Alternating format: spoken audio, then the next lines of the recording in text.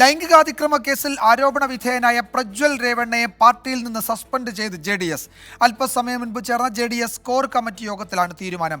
പ്രജ്വൽ രേവണ്ണയ്ക്കെതിരായ പരാതിയിൽ ദേശീയ വനിതാ കമ്മീഷൻ റിപ്പോർട്ട് തേടി. നാരീശക്തി അവഹേളിക്കുന്നത് വെച്ചുപറപ്പിക്കാനാവില്ലെന്ന് ആഭ്യന്തരമന്ത്രി അമിത്ഷാ പറഞ്ഞു. ബംഗളൂരുവിൽ നിന്ന് അരുൺ പൂപ്പറമ്പ കൂടുതൽ വിവരങ്ങൾ നൽകും. അരുൺ, JDSൽ നിന്ന് തന്നെ വലിയ ആവശ്യം ഉയർന്നിരുന്നു പ്രജ്വൽ രേവണ്ണയ്ക്കെതിരെ നടപടി വേണമെന്നത്. എന്തൊക്കെയാണ് ഇന്നത്തെ പാർട്ടി യോഗത്തിന്റെ വിവരങ്ങൾ?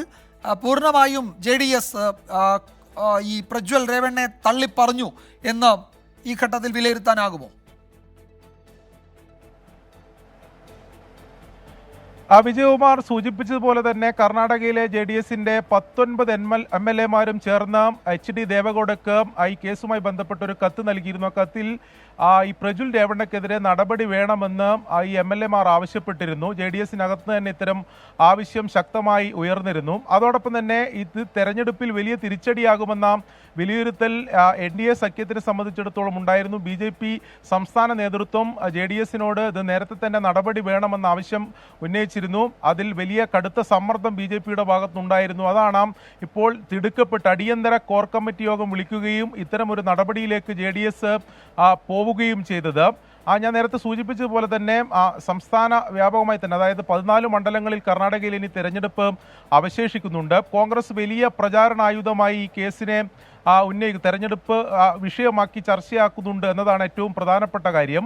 അവശേഷിക്കുന്ന മണ്ഡലങ്ങൾ BJP വലിയ പ്രതീക്ഷ വെച്ച് പുലർത്തുന്ന മണ്ഡലങ്ങളാണ്. അവിടെ ഈ കേസ് സംബന്ധിച്ച് എന്തെങ്കിലും തിരിച്ചടി ഉണ്ടാകുമോ എന്ന ആശങ്ക BJP നേതൃത്വത്തെ സംബന്ധിച്ചിട്ടുണ്ട്. അതുകൊണ്ട് തന്നെയാണ് കടുത്ത നിലപാട് BJP നേതൃത്വം ഇതിൽ എടുത്തത്. ഇതിൽ നടപടി വേണമെന്ന ആവശ്യം ഉന്നയിക്കുകയും ചെയ്തത്. കേന്ദ്ര ആഭ്യന്തരമന്ത്രി തന്നെ ഇതിൽ വിമർശനവുമായി രംഗത്ത് വരുന്ന സാഹചര്യമുണ്ടായി. സംസ്ഥാന നേതൃത്വം JDSനോട് ആവശ്യപ്പെട്ടിരുന്നു നടപടി എന്നതാണ് നമുക്ക് ലഭ്യമാവുന്ന വിവരം. ഈ കേസിലേക്ക് വന്നാൽ ഇത് ഗുരുതരമായിട്ടുള്ള ആരോപണമാണ് ഇപ്പോൾ പുറത്തു വരുന്നത്. അതിന്റെ കൂടുതൽ വിവരങ്ങൾ കൂടി ഈ ഘട്ടത്തിൽ പുറത്തു വരുന്നുണ്ട്.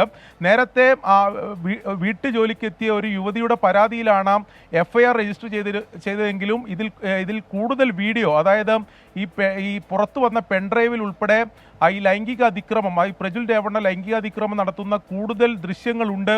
അത് പോലീസ് ശേഖരിച്ച് അതിന്റെ കൂടുതൽ ആധികാരികത ഉൾപ്പെടെ പരിശോധിക്കുന്നുണ്ട് എന്നതാണ് മനസ്സിലാക്കുന്നത്.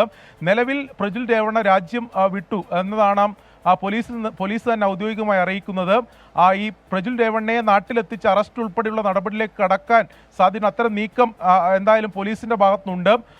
കോൺഗ്രസും അത്ര ശക്തമായ, അതായത് സംസ്ഥാന സർക്കാർ എന്ന രീതിയിൽ പ്രത്യേക അന്വേഷണ സംഘത്തെ രൂപീകരിച്ചുകൊണ്ടാണ് ഇപ്പോൾ അതിന്റെ അന്വേഷണം നടത്തി വരുന്നത്. ഗുരുതരമായിട്ടുള്ള ആരോപണങ്ങൾ, 1000-ലധികം ദൃശ്യങ്ങൾ ഈ വിവിധ പെൻഡ്രൈവുകളിലായി ഉണ്ട് എന്നതാണ് പറയുന്നത്. ഡ്രൈവർ തന്നെയാണ് ഈ ദൃശ്യങ്ങൾ എല്ലാം ശേഖരിച്ച് ഒരു BJP നേതാവ് വഴി പുറത്തെത്തിച്ചത് എന്നും ഈ സ്ത്രീകൾക്കൊക്കെ നീതി കിട്ടണം എന്ന ഉദ്ദേശത്തോടെയാണ് ഇത് ചെയ്തത് എന്നും അയാൾ തന്നെ പുറത്തു പറഞ്ഞു എന്ന് കന്നഡ മാധ്യമങ്ങളൊക്കെ റിപ്പോർട്ട് ചെയ്യുന്നുണ്ടല്ലോ. അതിൻ്റെ വിവരങ്ങൾ ലഭ്യമായിട്ടുണ്ടോ നമുക്ക്?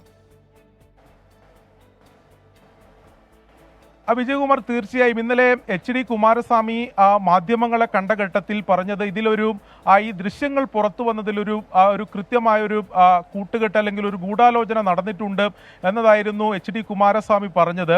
അതിൽ ഹാസൻ മണ്ഡലത്തിലെ ഒരു BJP നേതാവിന് പങ്കുണ്ട്. ഈ ദൃശ്യങ്ങൾ പുറത്തുവിട്ടത് ഈ ഡ്രൈവർ, അതായത് പ്രജ്വൽ രേവണ്ണയുടെ ഡ്രൈവറാണെന്ന് ഇപ്പോൾ വെളിപ്പെടുത്തിയിട്ടുമുണ്ട്. അതുകൊണ്ട് തന്നെ ഇത് പാളയത്തിൽ നിന്ന് തന്നെയാണ് ഇതിന്റെ വിവരങ്ങൾ, ദൃശ്യങ്ങൾ, ഈ കേസുമായി ബന്ധപ്പെട്ട കൂടുതൽ വിവരങ്ങളൊക്കെ പുറത്തു വന്നതെന്നാണ് ഇപ്പോൾ വ്യക്തമാക്കുന്നത്. അത് JDSനെ സംബന്ധിച്ച് അതുമായി ബന്ധപ്പെട്ട വിവരങ്ങളുണ്ട്. അത് HD കുമാരസ്വാമി തന്നെ വ്യക്തമാക്കിയതാണ്. ഒരു ഗൂഢാലോചന, അല്ലെങ്കിൽ അവർ അങ്ങനെയാണ് ആരോപിക്കുന്നത്, ഗൂഢാലോചന ഇതിന് പിന്നിലുണ്ട്.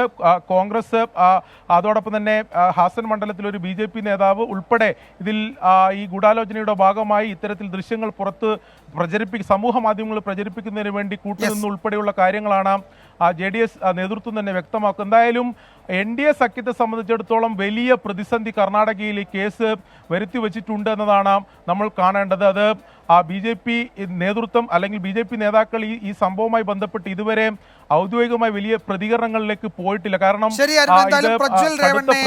പാർട്ടിയിൽ നിന്ന് ഇപ്പോൾ സസ്പെൻഡ് ചെയ്തിട്ടുണ്ട് JDS. എന്ന് ഹബ്ബള്ളിയിൽ ചേർന്ന നേതൃയോഗത്തിലാണ് ഈ തീരുമാനമുണ്ടായത്. അതുപോലെ പ്രജ്വൽ രേവണ്ണയ്ക്കെതിരായ പരാതിയിൽ വനിതാ കമ്മീഷൻ, ദേശീയ ദേശീയ വനിതാ കമ്മീഷൻ കർണാടക DGPയോട് വിശദീകരണം തേടി. ഈ നടപടിയെ പ്രജ്വൽ രേവണ്ണയ്ക്കെതിരെ വലിയ വിമർശനം ഇന്ന് BJP ഉയർത്തുകയും ചെയ്തു. ആഭ്യന്തരമന്ത്രി അമിത്ഷാ തന്നെയാണ് ഈ വിമർശനം ഉന്നയിക്കുന്നതിന് നേതൃത്വം നൽകുകയും ചെയ്തത്. അരുൺ പൂപ്പറമ്പയാണ് വിവരങ്ങൾ നൽകിയത്.